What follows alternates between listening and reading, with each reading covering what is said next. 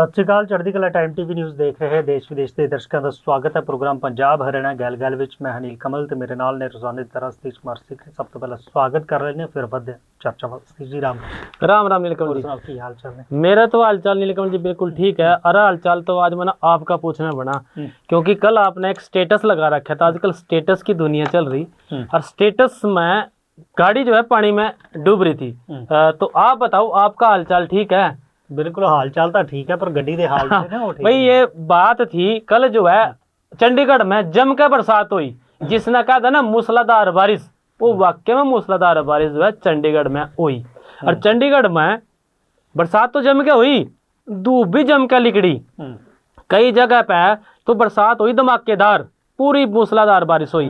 और जब वह एरिया छोड़कर दूसरे एरिया में गए गाड़ी लेकर तो वहां जो है तेज जो है कड़ाकेदार धूप लिख रही, जिसने कहा ना गाम भाई जो शरीर में जो है गर्मी पैदा करा, इस तरह की धूप थी। ये तो मौसम है आजकल का, कड़ी धूप हुआ है और कड़ी छाया हुआ। कल जो है सेक्रेटरेट का जो एरिया था, सेक्रेटरेट की पार्किंग में जो गाड़ियां खड़ी थी वो बहुत सारी गाड़ियां उनमें से डूब गई पानी में। डूबने का मतलब है कि गाड़ी के अंदर पानी चले गया, कई गाड़ियां बंद हो गई, मोटरसाइकिलें गिर गई, स्कूटियां गिर गई। और जो चंडीगढ़ के साथ लगती जो नहर जावानी लेकिन उसमें बहुत पानी आया, जो उसका क्रॉसिंग वाले रास्ते हैं पुलिस ने अपनी गाड़ी लगाकर वहाँ रास्ते रोकने पड़े ताकि कोई अनहोनी ना हुआ, क्योंकि लोग उस रास्ते को पार ना करें। नदी जो है वो ओवरफ्लो होगी और बरसात जो है जम के हुई, पहाड़ों में से भी ऊपर से पानी आया। सूखना के भी जो फ्लड गेट है वो टाइम टाइम पे जो है खोल दिए जाते थे। तो कल देखिए इतनी तकड़ी बारिश नीलकमल जी, इसलिए मैंने पूछा भी आप अपना हालचाल बताओ। बिल्कुल हाल चाल ठीक है। कल सैक्रेटरीएट के दौरान आले दुआले जी है बरसात बहुत तेज़ तरीके हुई, तो इस तरह का एक नज़ारा जे कहीए तो बदल फटन वर्गा नज़र आ रहा से कि इस तरह का पानी का वहाव से वो कारण बहुत सारिया गड्डियां जड़ियां ने उन्होंने विचाले पानी जड़ा है और सैक्रेटरीएट की पार्किंग जी है दूसरे पासे की सैक्टर एक पासे की उधरले पासे बहुत ज़्यादा पानी सीगा। साडी गड्डी दे विच भी पानी भर गया। बहुत सारे लोगों दी स्कूटियां या होर दो पहिया वाहन सीगे वो भी उत्थे काफ़ी बंद भी नज़र आए, कईयां दी ते गड्डियां भी जड़ियां ने वो बंद हो गई। मौसम दे विच अजकल बरसात दे विच ये कह दिता जाता है कि जिहड़ा बदल है वो भी बन्ना रख के बढ़दा। कई बार तो जे सैक्टरां दी गल करिए तो सैक्टर एक दे विच बारिश हो गई, यही तो हाल था जिहड़ा हैगा वो खाली रह यही तो हाल था कल जिहड़ा हाल सीगा। पर कुछ घंटियां दी बरसात ने सैक्टरेट दे विच पानी पानी कर दिता ते उसका नज़ारा भी जिहड़ा हैगा वो वखरा ही वेखण वाला सीगा कि एकदम हड़ वर्गे कहिए तां देखण नूं ऐ लगदा सीगा कि हड़ वर्गे हालात जिहड़े ने वो बन। लाइट भी चली गई थी सैक्टरेट, बिल्कुल सैक्टरेट दी काफ़ी देर तक जिहड़ी हैगी वो लाइट भी गुल रही। तो फिलहाल ये तो गल बरसात की सी जी। चर्चा एक बहुत वड्डा मामला जिहड़ा हैगा टीचर की हत्या का, मनीषा का, उसनूं लैके हत्या जां आत्म हत्या, इस दे उत्ते बड़ा वड्डा पेच है। कल परिवारक मैंबरां ने जिहड़ा हैगा बहुत वड्डा प्रदर्शन भी किया इंसाफ नूं लैके। तो हुण जिहड़ी हैगी है सरकार ने इस मामले दे विच CBI जांच दा जिहड़ा हैगा वो ऐलान कर दिता। तो परिवार शुरुआत तो इस गल के उत्ते सवाल चुक रहा सीगा। हुण CBI जांच की जिहड़ी हैगी वो गल की जा रही है। एम्स तो भी कहते कि वो जिहड़ा हैगा पोस्टमार्टम जिहड़ा हैगा वो एम्स तो करवाया जाए। बिल्कुल नीलकमल जी, ये जो आज सुबह सुबह की बात है और सुबह सुबह एक खबर आई भाई हरियाणा के जो भिवानी की जो लेडी टीचर है मनीषा, और उसकी जो मौत की जो जांच है अब वो CM साहब ने CBI को सौंप दी। CBI को कह दिया अब उसकी जांच करेंगे। परिवार की ये मांग थी कि CBI इसकी जांच करे और इसलिए जो हरियाणा के मुख्यमंत्री है नायब सिंह सैनी, उन्होंने परिवार की मांग का ध्यान रखते हुए जांच CBI को सौंप दी। मामला बड़ा गंभीर चल रहा है कई दिनों से और चर्चा में आई हरियाणा की राजनीति में। इसमें चाहे फिर पक्ष हो या विपक्ष हो, सारे के सारे इन्वॉल्व इसमें पाए जा रहे, क्योंकि विपक्ष वाले मुद्दा उठाने लग रहे लॉ एंड ऑर्डर का कि हरियाणा में लॉ एंड ऑर्डर है जो वो मेंटेन नहीं है, उसकी स्थिति खराब है। और जबकि सरकार ये कहती है कि हरियाणा में लॉ एंड ऑर्डर कंट्रोल में है। और बात आ गई अब इस मनीषा के मामले में न्यू को है भी मनीषा की हत्या करी गई सर, जबकि इसकी जो जांच रिपोर्ट आई, मेडिकल की रिपोर्ट आई, 2 बार इसका मेडिकल होया, उसमें ये बात आ गई, डॉक्टरों ने लिख दिया कि जो है इसके शरीर में कोई जहरीला पदार्थ पाया गया तो आत्महत्या के नजरिए से देखे जाने लग गया। शरीर के कुछ अंग इसमें नहीं मिले थे, उसका बात इस तरह की कम है भाई, जानवरों ने नोच के खा ली, आंख की बात हो। लेकिन बात फिर बहुत सारी आ जा नीलकमल जी, भाई अंदरूनी अंग जो है कैसे कुत्ते ना खा लिए, भी बाहर से अंग तो चलो कुत्ते ने नोच लिए, कपड़े भी फट जाए, दूसरी चीजें हैं, लेकिन ऐसा उसमें कुछ नजर नहीं आया। इन सारी बातों को लेकर जो गांव वाले थे उनके मन में बहुत सारे सवाल थे, और इसीलिए वो जो मनीषा का जो है दाह संस्कार नहीं होने देवा थे।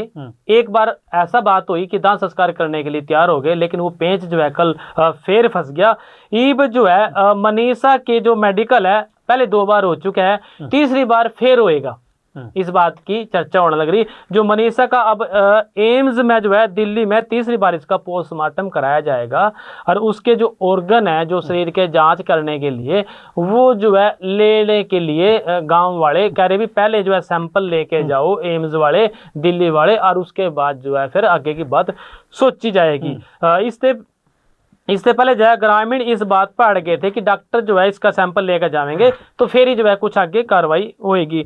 भिवानी में जो रोहतक में और भिवानी में 2 बार जो है मनीषा का पोस्टमार्टम हो गया, लोग इससे संतुष्ट नहीं हुए और लोग जो है धरने पर बैठे थे। और फिर जब बात आई इसके दाह संस्कार करने की, लोगों ने गांव में ठीकरी पैरा ला लिया, क्योंकि कल तड़के कॉल करी थी उसके चाचा ने युवाओं को भी आज थारी जरूरत है, तुम बड़े जोश दिखाओ थे और आप जो है आओ, और गांव का जो है घेराव की उन्होंने बात कर दी थी। इस शमशान घाट में जो है अंतिम संस्कार नहीं होने देना है।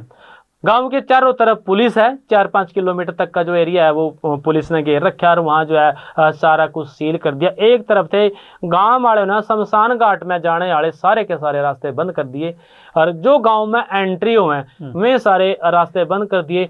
गांव वाले ने कहीं जो है लकड़ियां लगा दी, कहीं पत्थर लगा दिए, कहीं ईंटें लगा दी, और कड़ी जो है हमें ठीकरी पैरा देने लग रहे बैठका। तो पुलिस जो है अलर्ट मोड पे है, सरकार अलर्ट मोड पे है। 21 अगस्त तक नीलकमल जी जो है नेट जो है वहाँ बंद कर दिए गए हैं, और जो रास्ते हैं जो गांव वाले ने ब्लॉक कर रखे, सरकार भी अपने पूरी तैयारी में है, वो जेसीबी लेकर वहाँ खड़ी है, और ये हो रहा है भी जेसीबी लेकर जो है रास्ते पुलिस बल तैनात कर रखे, हम इसको खोलेंगे। इससे पहला भी पिता राजी हो गया था मनीषा का मेडिकल कराने वास्ते, लेकिन बात कुछ ऐसी बनी कि बाद में फिर वो बात बदल गई कि जो है जो मेडिकल है वो मेडिकल तो हो गया था, क्या बोलते हैं उसको, पोस्टमार्टम तो नीलकमल हो गया था। मैं ये कह रहा था शमशान में अंतिम संस्कार शब्द दिमाग में नहीं आ रहा था। अंतिम संस्कार के लिए उसके पिताजी राजी हो गए थे, लेकिन बाद में इस बात से वो बदल गए, और जो है वो संस्कार के बाद जो है उन्होंने छोड़ दी। गांव वाले इकट्ठे हो गए, और गांव वाले ने कहा भी सारे के सारे तेरे साथ है, किसी से दबने की जरूरत नहीं है। तो एक बात तो यार नीलकमल जी इसी से जुड़े है। एक बात और मैं कहूंगा, हरियाणा में कई जगह पे जो है कैंडल मार्च जो है वो निकाले गए, शांति प्रिय कैंडल मार्च निकाले गए। लेकिन हांसी में सोमवार को जो कैंडल मार्च निकाले गया था उसमें एक ऐसी घटना घट गई जो घटना जो है चर्चा में आ गई। एक लड़के ना लोग अपना जो है संबोधन करने लग रहे थे शांति मार्च होने के बाद, कैंडल मार्च होने के बाद एक युवा ने जो है माइक पकड़ा, और माइक पे जो है देश के जो नेता हैं बड़े बड़े, चाहे फिर वो कांग्रेस के हो या वो बीजेपी के हो, वो हरियाणा के नेता हो या फिर कहीं दूसरे के हो, उनको लेकर अपशब्द कहे, और जो है अपने कोई रिवॉल्वर थी उसके पास, उस रिवॉल्वर से 3 फायरिंग वहां करी, हवाई फायर, और न्यू कह दिया भी ये नेता समझ लो, नहीं तो न्यू जो है फायर होंगे। इस यार जो है वीडियो वायरल होगी। वीडियो वायरल होने के बाद जो है पुलिस जो है इसमें हरकत में आई। अब उस युवक की जांच करी जाने लग रही, भाई ये युवक था कौन, क्योंकि जो उसका वीडियो था वो सोशल मीडिया पर शेयर हो गया, और जो इतना शेयर हो गया कि अब जांच करना मुश्किल हो रहा है भाई प्राथमिकता पे वो कहाँ से चला, किसने किया था, या उसकी एक्चुअल लोकेशन है क्या, ये सारी की सारी जांच जो है पुलिस करने लग रही। फिलहाल जो है इस मामले में बंदूक जो हवाई फायर करे थे, इस मामले में पुलिस ने जो है आरम एक्ट के तहत जो है मामला जरूर नीलकमल जी इसमें दर्ज कर लिया है, और उसकी जांच करने लग रहे। मतलब कहने का ये है कि मनीषा का जो हत्याकांड है या ये आत्महत्या है, इसना लेकर पूरे हरियाणा में सनसनी चल रही है, लोगों में चर्चा है, और जगह जगह इसी की आजकल बातें हो रही, चाहे फिर वो पक्ष की बात हो या फिर वो विपक्ष की बात हो। फिलहाल इसकी जांच सीबीआई को सौंप दी। ਬਿਲਕੁਲ ਸੀਬੀਆਈ ਨੂੰ ਜਿਹੜੀ ਹੈਗੀ ਆ ਉਹ ਜਾਂਚ ਸੌਂਪ ਦਿੱਤੀ ਗਈ ਹੈ ਹਮ। ਇਸ ਮਾਮਲੇ ਦੀ। ਤਾਂ ਕਾਨੂੰਨ ਵਿਵਸਥਾ ਦੇ ਉੱਤੇ ਜਿਹੜੇ ਨੇ ਵਿਰੋਧੀਆਂ ਵੱਲੋਂ ਬਹੁਤ ਸਵਾਲ ਚੁੱਕੇ ਜਾ ਰਹੇ ਨੇ। 22 ਅਗਸਤ ਨੂੰ ਹਰਿਆਣਾ ਵਿਧਾਨ ਸਭਾ ਦਾ ਮੌਨਸੂਨ ਸੈਸ਼ਨ ਵੀ ਸ਼ੁਰੂ ਹੋਣ ਜਾ ਰਿਹਾ ਹੈ। ਬਿਲਕੁਲ। ਹਾਲਾਂਕਿ ਇਹ ਜਿਹੜਾ ਹੈਗਾ ਮੌਨਸੂਨ ਸੈਸ਼ਨ 22 ਅਗਸਤ ਤੋਂ ਸ਼ੁਰੂ ਹੋਵੇਗਾ, 26 ਅਗਸਤ ਤੱਕ ਜਿਹੜਾ ਹੈ ਉਹ ਚੱਲਣਾ ਹੈ। ਜਿਹੜੀ ਡੇਟਾਂ ਨਿਰਧਾਰਿਤ ਕੀਤੀ ਗਈਆਂ ਇਹ ਸਿਰਫ ਤੇ ਸਿਰਫ 26 ਤਰੀਕ ਤੱਕ, ਤਾਂ 23 ਅਤੇ 24 ਤਰੀਕ ਨੂੰ ਛੁੱਟੀ ਰਹੇਗੀ। ਤੇ ਜੇ 25 ਤੇ 26 ਤਰੀਕ ਤੇ 22 ਤਰੀਕ ਮਿਲਾ ਲਈ ਜਾਵੇ ਤਾਂ 3 ਦਿਨ ਦਾ ਜਿਹੜਾ ਹੈਗਾ ਉਹ ਸੈਸ਼ਨ ਬਣਦਾ। ਤਾਂ ਇਸ ਸੈਸ਼ਨ ਦੇ ਵਿੱਚ ਜਿਹੜੀ ਹੈਗੀ ਬਿਜ਼ਨਸ ਐਡਵਾਈਜ਼ਰੀ ਕਮੇਟੀ ਦੀ ਉਸ ਤੋਂ ਪਹਿਲਾਂ ਮੀਟਿੰਗ ਹੋਵੇਗੀ, ਫਿਰ ਭਾਜਪਾ ਵਿਧਾਇਕ ਦਲ ਦੀ ਵੀ ਬੈਠਕ ਹੋਵੇਗੀ ਕਿ ਵਿਰੋਧੀ ਧਿਰ ਦੇ ਸਵਾਲਾਂ ਤੋਂ ਕਿਵੇਂ ਬਚਣਾ। ਜਿਹੜੀ ਗੱਲ ਇਸ ਵੇਲੇ ਸਾਹਮਣੇ ਆ ਰਹੀ ਹੈ ਕਿ ਰਣਨੀਤੀ ਜਿਹੜੀ ਹੈਗੀ ਆ ਉਹ ਵਿਰੋਧੀ ਧਿਰ ਨੇ ਵੀ ਤਿਆਰ ਕਰ ਲਈ ਹੈ, ਪਰ ਜਿੱਥੋਂ ਤੱਕ ਸਥਿਤੀ ਇਸ ਵਾਰ ਦੀ ਹੈ ਕਿ ਸ਼ਾਇਦ ਇਸ ਵਾਰ ਵੀ ਜਿਹੜਾ ਆ ਹਰਿਆਣਾ ਦੀ ਵਿਧਾਨ ਸਭਾ ਹੰਗਾਮੇਦਾਰ ਹੋ ਕਾਂਗਰਸ ਜਿਹੜੀ ਹੈ ਬਿਨਾਂ ਆਫੀਸ਼ੀਅਲ ਵਿਰੋਧੀ ਧਿਰ ਦੇ ਨੇਤਾ ਦੇ ਹੀ ਇਸ ਸੈਸ਼ਨ ਦੇ ਵਿੱਚ ਉਤਰੇਗੀ। ਹਾਲਾਂਕਿ ਜਿਹੜਾ ਹੰਗਾਮੇਦਾਰ ਸੈਸ਼ਨ ਰਹਿਣ ਦੀ ਉਮੀਦ ਹੈਗੀ ਹੈ। ਕਾਨੂੰਨ ਵਿਵਸਥਾ ਤੇ ਕਿਸਾਨਾਂ ਦੇ ਨਾਲ SYL ਦੇ ਮੁੱਦੇ ਨੂੰ ਜਿੱਥੋਂ तक लगता है कि प्रभावी तरीके दे नाल चुकण दी विधायकों को धमकी देने का मामला भी चल सकता है। बिल्कुल विधायकों ਨੂੰ ਧਮਕੀ ਦੇਣ ਦਾ। ਮੈਂ ਇਸੇ ਕਰਕੇ ਕਹਿ ਰਿਹਾ ਕਿ ਕਾਨੂੰਨ ਵਿਵਸਥਾ ਦੇ ਮਾਮਲੇ ਨੂੰ ਲੈ ਕੇ ਜਿਹੜਾ ਹੈਗਾ ਉਸ ਨੂੰ ਲੈ ਕੇ ਹੰਗਾਮੇਦਾਰ ਰਹਿਣ ਦਾ ਵੀ ਸੈਸ਼ਨ ਪੂਰੀ ਤਿਆਰੀ ਹੈ। ਹੁਣ ਦੇਖਣਾ ਇਹ ਹੈ ਕਿ ਜਿਸ ਤਰ੍ਹਾਂ ਦੇ ਮੁੱਦੇ ਰਾਹੁਲ ਗਾਂਧੀ ਨੇ ਇਲੈਕਸ਼ਨ ਜਾਂ ਵੋਟ ਚੋਰੀ ਨੂੰ ਲੈ ਕੇ ਉਠਾਏ ਸੀਗੇ, ਉਸ ਨੂੰ ਲੈ ਕੇ ਕਾਂਗਰਸ ਦੀ ਕਿਸ ਤਰ੍ਹਾਂ ਦੀ ਤਿਆਰੀ ਆ ਉਹ ਵਿਧਾਨ ਸਭਾ 'ਚ ਚੁੱਕੇ ਜਾਂਦੇ ਨੇ ਜਾਂ ਨਹੀਂ, ਇਹ ਵੀ ਦੇਖਣਾ ਜਿਹੜਾ ਹੈਗਾ ਅਹਿਮ ਰਹੇਗਾ। ਤਾਂ 22 ਅਗਸਤ ਤੋਂ ਸ਼ੁਰੂ ਹੋ ਕੇ ਜਿਹੜਾ ਵਿਧਾਨ ਸਭਾ ਦਾ ਸੈਸ਼ਨ ਹੈ ਉਹ 26 ਅਗਸਤ ਤੱਕ ਚੱਲੇਗਾ। ਤੇ ਹੋ ਸਕਦਾ ਹੈ ਕਿ ਜੇ ਸੈਸ਼ਨ ਵਧਾਉਣ ਦੀ ਗੱਲ ਹੋਈ ਤਾਂ ਬਿਜ਼ਨਸ ਐਡਵਾਈਜ਼ਰੀ ਕਮੇਟੀ ਦੇ ਵਿੱਚ ਹੀ ਜਿਹੜਾ ਹੈਗਾ ਉਹ फैसला लिया जा सकता है। कुछ फिर बदला की भी बात भी है नील कमल जी इस बार भाई जो है सुरक्षा को ध्यान में रखते हुए हरविंदर कल्याण जी ने कुछ फिर बदल भी शायद इस बार करे हैं। कुछ आपके अगर जानकारी में तो जरूर साझा करो कि ਜਿਹੜੀ ਹੈਗੀ ਉਹਨਾਂ ਨੇ ਜ਼ਰੂਰ ਉਹਦਨ ਮੀਟਿੰਗ ਕੀਤੀ ਸੀਗੀ ਤੇ ਉਹਨਾਂ ਨੇ ਇਹ ਵੀ ਕਿਹਾ ਕਿ ਜਿਹੜੇ ਵਿਧਾਇਕ ਨੇ ਜਿਹੜੇ ਉਹਨਾਂ ਨੂੰ ਨਿਰਦੇਸ਼ ਜਾਰੀ ਕੀਤੇ ਨੇ ਕਿ ਉਹ ਆਪਣਾ ਫੋਨ ਜਿਹੜਾ ਆ ਉਹ ਅਧਿਕਾਰੀਆਂ ਕੋਲ ਜਮ੍ਹਾਂ ਕਰਵਾਉਣ ਜਦੋਂ ਆਉਂਦੇ ਨੇ ਜਾਂ ਫਿਰ ਉਸ ਨੂੰ ਸਾਇਲੈਂਟ ਮੋਡ ਦੇ ਉੱਤੇ ਰੱਖਣ। ਸੁਰੱਖਿਆ ਪ੍ਰਬੰਧਾਂ ਦੇ ਨਾਲ ਇਹ ਤੈਅ ਕੀਤਾ ਗਿਆ ਹੈ ਕਿ ਸਾਬਕਾ ਸਥਾਪਿਤ ਜਿਹੜੀਆਂ ਸੰਸਦੀ ਪਰੰਪਰਾਵਾਂ ਨੇ ਉਹਨਾਂ ਦੇ ਅਨੁਸਾਰ ਬੈਗ, ਬਰੀਫਕੇਸ ਜਾਂ ਫਿਰ ਕੋਈ ਵੀ ਸਮੱਗਰੀ ਜਿਹੜੀ ਹੈਗੀ ਆ ਉਹ ਵਿਧਾਨ ਸਭਾ ਦੇ ਚੈਂਬਰ ਦੇ ਵਿੱਚ ਇਸ ਵਾਰ ਨਹੀਂ ਲਿਜਾਣ ਦਿੱਤੀ ਜਾਵੇਗੀ ਜਾਂ ਫਿਰ ਉਸ ਦੇ ਲਈ ਜਿਹੜੇ ਨਿਰਦੇਸ਼ ਕੀਤੇ ਗਏ ਨੇ। ਤਾਂ ਵਿਧਾਇਕ ਦਰਸ਼ਕ ਦੀਰਘਾ ਜਿਹੜੀ ਹੈਗੀ ਆ ਉਹਦੇ ਵਿੱਚ ਰੋਜ਼ਾਨਾ ਇੱਕ ਹੀ ਵਿਅਕਤੀ ਜਿਹੜਾ ਹੈਗਾ ਪ੍ਰਵੇਸ਼ ਪਾਸ ਬਣਵਾ ਸਕਣਗੇ।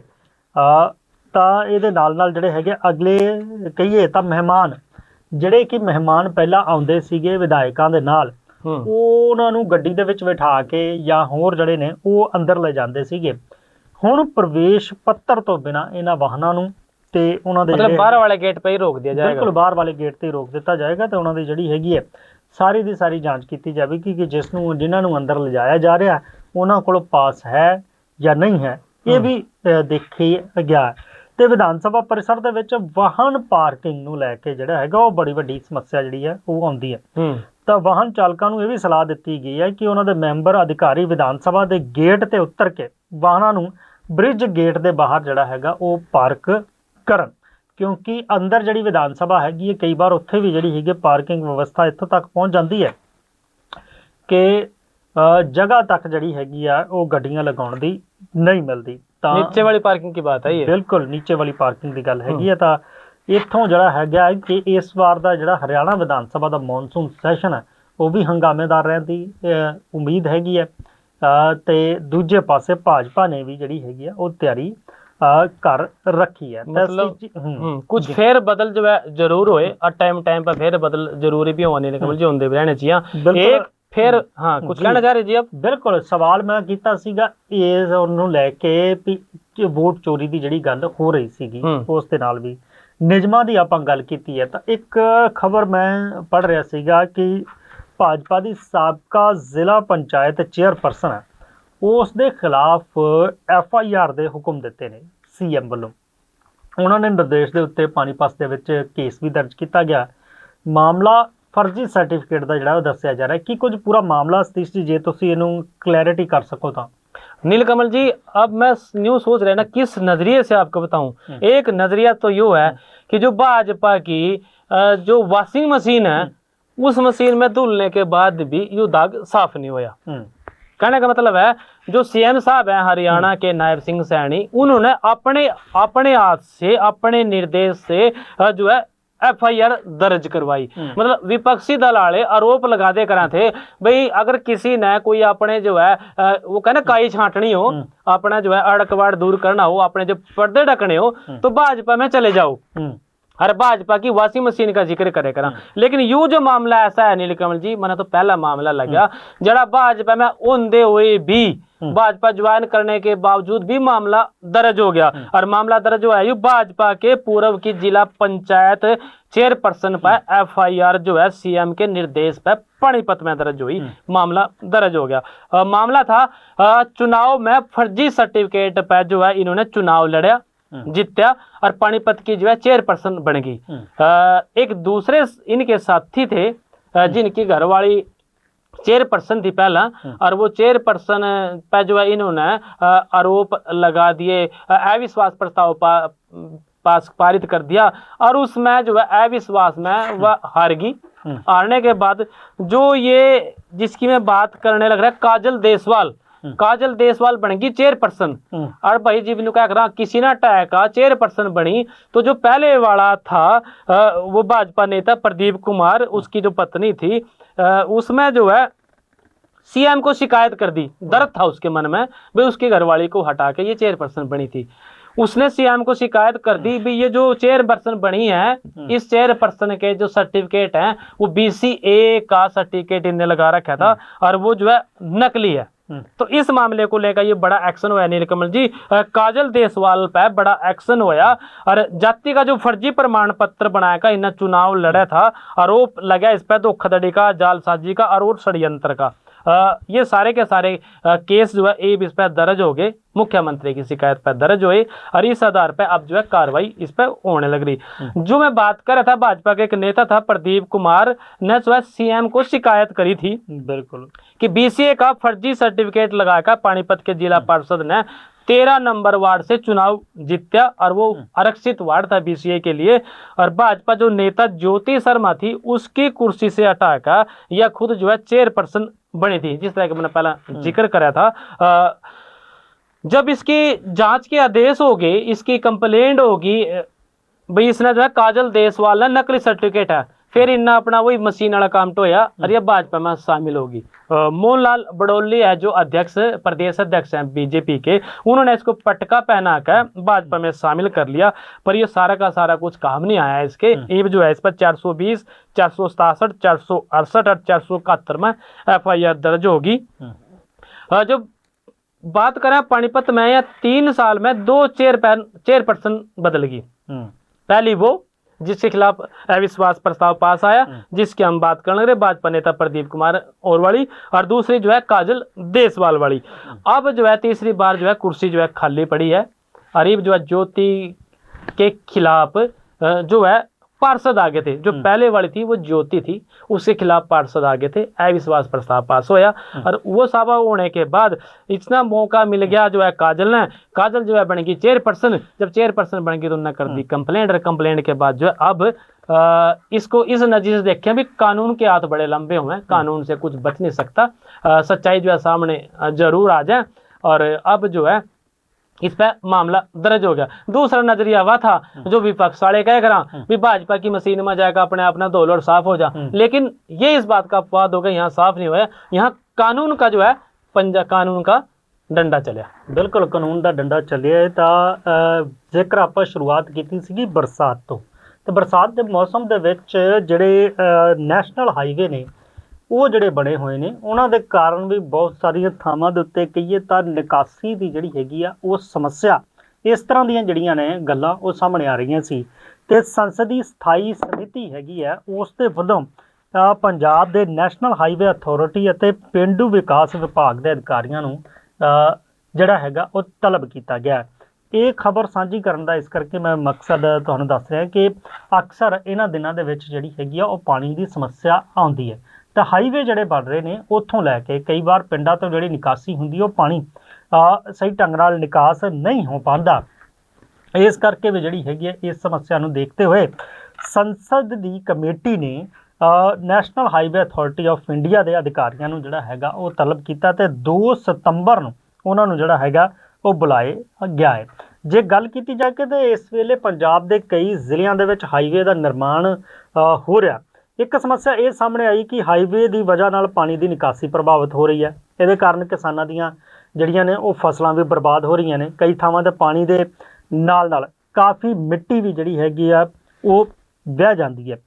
ਅਜਿਹੇ ਮਾਮਲੇ ਸਾਹਮਣੇ ਆਉਣ ਤੋਂ ਬਾਅਦ ਸੰਸਦ ਦੀ ਸਮਿਤੀ ਨੇ ਅਧਿਕਾਰੀਆਂ ਨੂੰ ਤਲਬ ਕਰਕੇ ਉਹਨਾਂ ਨੂੰ ਪੁੱਛਿਆ ਹੈ ਕਿ ਇਸ ਸਮੱਸਿਆ ਦਾ ਜਿਹੜਾ ਨਿਪਟਾਨ ਹੈ ਉਹਦੇ ਲਈ ਯੋਜਨਾ ਕੀ ਹੈ, ਕਿਸਾਨਾਂ ਨੂੰ ਇਸ ਤੋਂ ਕਿਸ ਤਰ੍ਹਾਂ ਬਚਾਇਆ ਜਾਵੇ।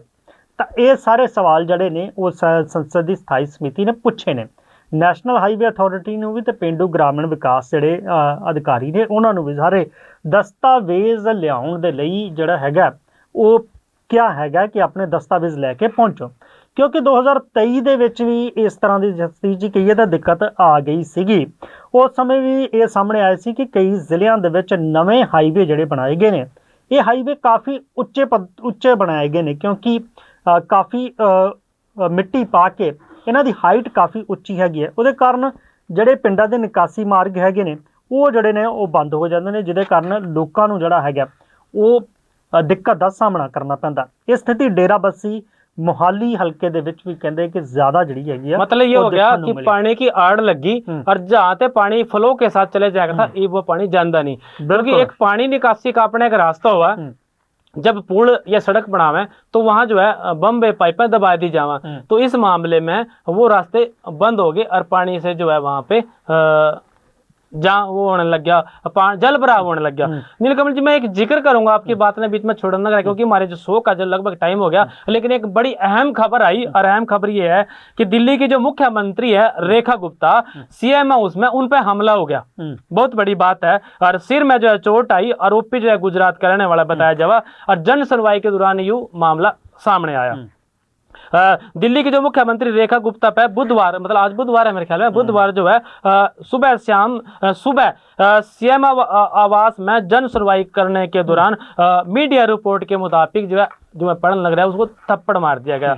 हालांकि दिल्ली बीजेपी अध्यक्ष वीरेंद्र सक्सेना ने यह बात कही भी आरोपी ने सीएम का हाथ पकड़कर खींचा और उसका जो सिर है वो मेज से टकराया गया, जिससे उसको चोट आई। थप्पड़ मारने वाली बात गलत है, लेकिन हमले की पुष्टि होगी भी हमला जरूर होया, चाहे वो हाथ पकड़े खींचा हो। सीएम का हाथ पकड़ा खींचना छोटी मोटी बात नहीं होती नीलकमल जी। एक आम आदमी सीएम हाउस में गया और हाथ पकड़ कर जो है धक्का दे दिया या खींच दिया, चोट लगी, बहुत बड़ी बात हुई है।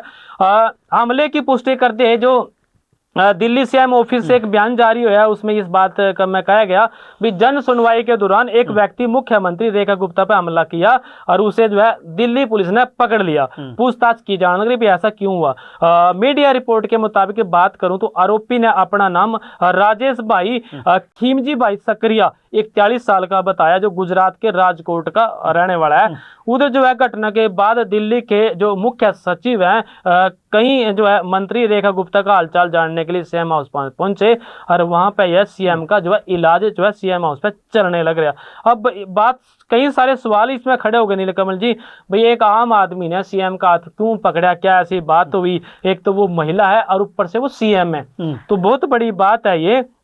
इसमें जो है बीजेपी कांग्रेस और आप नेताओं के बयान भी है। दिल्ली बीजेपी के प्रवक्ता जो प्रवीण शंकर कपूर ने कहा भी 35 साल का कोई व्यक्ति, यहाँ 35 साल का बताया, वहाँ 41 साल की बात थी, भी 35 साल का कोई व्यक्ति है और उसने जो है इस प्रकार से घटना को अंजाम दे दिया। जन सुनवाई के दौरान आया था और उसने सीएम को कोई दस्तावेज दिया, इसके बाद कहा सुनी होगी दोनों में, उसने हमला करने की कोशिश की और ये किसी पार्टी का हो सकता है जो हताश हो चुकी है। मतलब आरोप लगा दिया भी किसी पार्टी का ये कार्यकर्ता हो सका जो बनने सर यहाँ पे शिकायत लेकर आया। दिल्ली कांग्रेस के प्रमुख जो देवेंद्र यादव हैं उन्होंने कहा भी घटना दुर्भाग्यपूर्ण है। रेखा गुप्ता पूरी दिल्ली के मुख्यमंत्री है और इस तरह की घटनाएं जो हैं जितनी निंदा की जाए उतनी कम है। इस घटना ने महिलाओं की सुरक्षा व्यवस्था को उजागर कर दिया। दिल्ली में अगर मुख्यमंत्री सुरक्षित नहीं है तो सामान्य पुरुष और सामान्य महिला कैसे सुरक्षित हो सकती हैं। तो दिल्ली विधानसभा में विपक्ष के नेता और आप नेता आतिशी ने अपने एक्स पे लिखा रेखा गुप्ता पर हमला हुआ है, बेहद निंदनीय है। लोकतंत्र में असहमति और विरोध की जगह होती है, लेकिन हिंसा के लिए कोई जगह नहीं है। और उम्मीद है कि दिल्ली पुलिस दोषियों पर कड़ी से कड़ी कार्रवाई जो है वो करी जाएगी। तो इस तरह बात की बात है तो नीलकमल जी कि रेखा गुप्ता पर प्राथमिकता की बात यह है कि हमले की जो बात है वो सामने आई। अब सारा मामला क्या है वो धीरे धीरे जांच के बाद सामने आ जाएगा। जब हम शो रिकॉर्ड करने लग रहे हैं ये उसी टाइम के लगभग पास की घटना थी। जैसे ही अपडेट हुई हमने जो है बात प्राथमिकता के आधार पर आपको बताई जी। ਬਿਲਕੁਲ ਸਵੇਰੇ 8 8:30 ਵਜੇ ਦੇ ਕਰੀਬ ਦੀ 8 ਤੋਂ ਲੈ ਕੇ 8:30 ਵਜੇ ਦੇ ਵਿਚਾਲੇ ਦੀ ਇਹ ਘਟਨਾ ਜਿਹੜੀ ਹੈਗੀ ਆ ਉਹ ਦੱਸੀ ਜਾ ਰਹੀ ਹੈ ਕਿ ਸਵੇਰੇ ਜਦੋਂ ਇਸ ਲੋਕ ਮਿਲਣ ਲਈ ਆਏ ਸੀਗੇ ਉਸ ਤੋਂ ਬਾਅਦ ਕਹਿੰਦੇ ਕਿ ਸੀਐਮ ਲੋਕਾਂ ਨੂੰ ਮਿਲਣ ਲਈ ਆਉਂਦੇ ਨੇ ਤੇ ਪਹਿਲਾਂ ਹੀ ਜਿਹੜਾ ਹੈਗਾ ਇਸ ਤਰ੍ਹਾਂ ਦੀ ਤਾਕ ਦੇ ਵਿੱਚ ਸੀਗਾ ਅਪਰਾਧੀ। ਪਰ ਹੁਣ ਗੱਲ ਇਹ ਹੈ ਕਿ ਇੱਕ ਵਿਅਕਤੀ ਸੀਐਮ ਹਾਊਸ ਦੇ ਵਿੱਚ ਪਹੁੰਚ ਜਾਂਦਾ, ਉੱਥੇ ਜਾ ਕੇ ਇਸ ਤਰ੍ਹਾਂ ਦਾ ਹਮਲਾ ਕਰਦਾ ਤੇ ਇਹਨੂੰ ਲੈ ਕੇ ਵੀ ਬਹੁਤ ਵੱਡੇ ਜਿਹੜੇ ਨੇ ਉਹ ਸਵਾਲ ਖੜੇ ਹੁੰਦੇ ਨੇ ਸੁਰੱਖਿਆ ਵਿਵਸਥਾ ਨੂੰ ਲੈ ਕੇ, ਹੋਰ ਵਿਵਸਥਾਵਾਂ ਨੂੰ ਲੈ ਕੇ। ਫਿਲਹਾਲ ਇਸ ਮਾਮਲੇ ਦੀ ਪੂਰੀ ਜਿਹੜੀ ਹੈਗੀ ਆ ਉਹ ਜਾਂਚ ਕੀਤੀ ਜਾ ਰਹੀ ਹੈ ਤੇ ਜਦ ਤੱਕ ਸ਼ੋਅ ਆਪਾਂ ਰਿਕਾਰਡ ਕਰ ਰਹੇ ਹਾਂ ਉਸ ਤੋਂ ਬਾਅਦ ਹੋਰ ਜਾਣਕਾਰੀਆਂ ਵੀ ਜਿਹੜੀਆਂ ਨੇ ਖੁੱਲ੍ਹ ਕੇ ਸ਼ਾਮ ਤੱਕ ਸਾਹਮਣੇ ਆ ਜਾਣਗੀਆਂ। ਫਿਲਹਾਲ ਪ੍ਰੋਗਰਾਮ ਦੇ ਵਿੱਚ ਵੇਲਾ ਇਸ ਵੇਲੇ ਤੁਹਾਡੇ ਤੋਂ ਇਜਾਜ਼ਤ ਲੈਣ ਦਾ ਹੋ ਚੱਲਿਆ। ਫਿਰ ਮਿਲਾਂਗੇ ਇਸੇ ਪ੍ਰੋਗਰਾਮ ਦੇ ਵਿੱਚ। ਤਦ ਤੱਕ ਲਈ ਮੈਨੂੰ ਸਤੀਸ਼ ਕੁਮਾਰ ਸਿੱਖ ਨੂੰ ਤੁਸੀਂ ਦਿਓ ਇਜਾਜ਼ਤ। ਬਣੇ ਰਹੋ ਚੜ੍ਹਦੀ ਕਲਾ ਟਾਈਮ ਟੀਵੀ ਦੇ ਨਾਲ। ਰਾਮ ਰਾਮ ਜੀ।